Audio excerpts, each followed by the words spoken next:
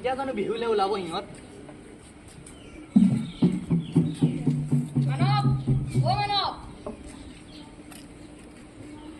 অ ভাৰ্গৱ আহিলি তই কেতিয়া আহিব মই নাজানো। অ ঢোলৰ চাপৰ এটাকে মাৰ।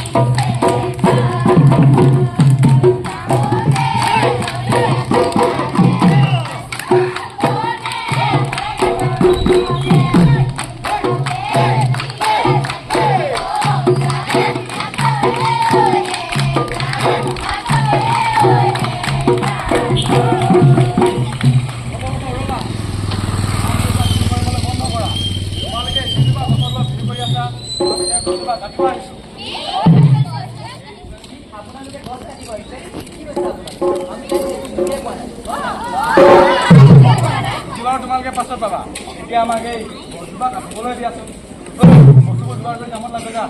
ৰ'ব আপোনাৰ গছ কাটিব আহিছে আপোনাৰ কোনে অনুমতি দিলে গছ কাটাই আপোনাৰ গছ কাটিব নোৱাৰে। চোৱা ভাইটি তোমালোকে কাঠলৈ আছা সেইবাবে তোমালোকে এইবিলাক কথা জানিব নালাগে। আমি কাঠৰ ব্যৱসায় কৰোঁ আমাৰ ঘৰত কাঠৰ ব্যৱসায় আছে সেইবাবে আমি এই গছজোপা কাটিব আহিছোঁ।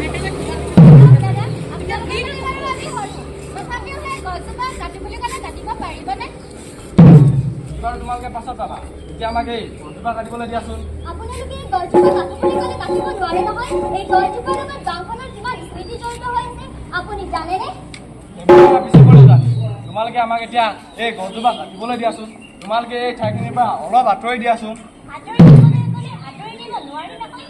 এই গছজোপাৰ তলত আমি ককাইদেউৰ দিনৰ পৰা বিহু উৰুৱাই আহিছোঁ আৰু গৰু চৰাবলৈ যোৱা ককাইসকলেও ভাগৰ লাগিলে ইয়াতেই জিৰণি ল'ব।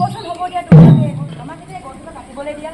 এই ৰ'বচোন আপোনালোকে আমাৰ গাঁৱৰ বনোৱা নাছিলে? হয় বনাইছোঁ। ৰ'ব আপুনি বনাওঁতে কৈছেনে নাই যিসমূহ গছ কটা হ'ব তাৰ বিনিময়ে ৰাস্তাৰ দুয়ো কাষে গছ পুলি ৰোৱা হ'ব আপুনি ৰুলেনে? নিয়মতে এজোপা গছ কাটিলে 10জোপা গছ ৰুব লাগে। আপুনি ৰুলেনে? ৰ'বা তোমালোকে মোক ক'বলৈ দিয়া। এতিয়া আপুনি কি ক'ব? আপোনাৰ কথা বহুত ফলত কিছুমান অসুবিধাৰ সৃষ্টি হৈছে আপুনি মন কৰিছেনে? গোটেই ৰাস্তাত ধূলিৰে পোত খাইছে। আমি স্কুললৈ যাওঁতে বগলীটো হৈ যাওঁ কিন্তু ঘূৰি আহোঁতে কাউৰীটো হৈ আহোঁ। আগতে ৰাতিপুৱা খোজকাঢ়িবলৈ যাওঁতে কিমান যে চৰাই চিৰিকটি মাত শুনো এতিয়া এটাও শুনিবলৈ নাই। আগতে কাঠৰীয়া চৰাইবোৰলৈ কিমান পৰিভ্ৰমী চৰাই আছিল এতিয়াহে চৰাইবোৰৰ সংখ্যা মানে মই লগৰীয়া আপোনাক লগত কাক কমে তোমালোকৰ এতিয়া এইবিলাক কথা বয়স হোৱা নাই সেইবাবে তোমালোকে আমাক এই ঠাইখিনিৰ পৰা অলপ আঁতৰি দিয়াচোন। ৰ'ব আপোনাৰ অলপো লাজ টকা নাইনে?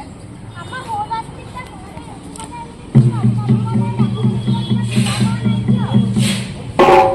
পৰিৱৰ্তনৰ লগে লগে আমি কিয় পাহৰি গৈছোঁ আমাৰ প্ৰকৃতিৰ কথা। আমাৰ মনলৈ অহা নাই কিয় যে এনেকুৱা গছ কটাৰ ফলত কিমান অসুবিধাৰ সন্মুখীন হ'ব পাৰে। আপোনালোকে নাজানে নেকি যে গছৰ অবিহনে মানুহ নামৰ জাতিটো জীয়াই থাকিবলৈ কিমান কষ্ট পায়? গছে আমাক অক্সিজেন খোৱাৰ বাবে খাদ্য আৰু জীয়াই থাকিবলৈ আশ্ৰয় প্ৰদান কৰে। গছে আমাক জীয়াই ৰখাত আৰু